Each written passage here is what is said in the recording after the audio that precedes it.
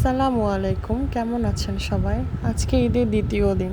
আয়াত খুব জেদ করতেছিল যে সে বাইরে যাবে, একটু ঘুরতে যাবে। বলছিল আম্মু ঈদই তো শেষ হয়ে গেল, কখন ঘুরতে নিয়ে যাবে? তাই জন্য একটু সন্ধ্যার দিকে বের হলাম।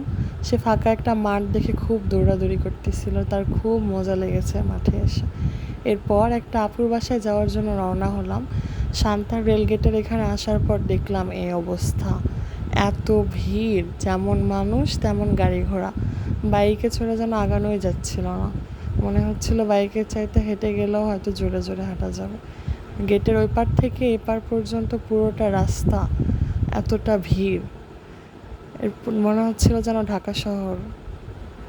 ঢাকা শহরের রাস্তা এরকম জ্যাম হয়ে যায়।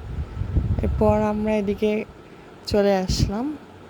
এদিকে অনেক কয়টা হোটেল আছে পাশাপাশি, কিন্তু সব কয়টা হোটেলের মধ্যে স্টার হোটেল নামে একটা হোটেল, যেটা খুব বিখ্যাত সান্তাহারে।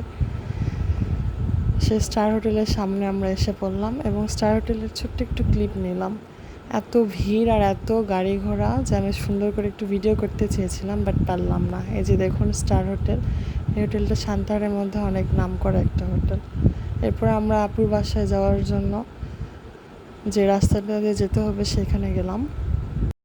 এখান থেকে একটু রাস্তাটা ফাঁকা ছিল, ওই জন্য এখান থেকে তাও একটু আরামে যাওয়া যাচ্ছিল। তবুও ভিড়, মোটর সাইকেল নিয়ে জোরে যাওয়াই যাচ্ছিল না, এতটা আস্তে আস্তে মনে হচ্ছে যেন হেঁটে যায়। এরপর আপুর বাসায় চলে আসলাম।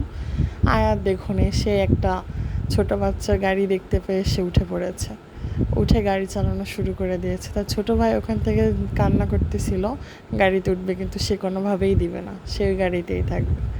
এরপর আমরা আপুর বাসা থেকে চলে আসলাম, অনেক রাত হয়ে গেছিলো, ওই জন্য আর ভিডিও করা হয়নি। সবাই ভালো থাকবেন।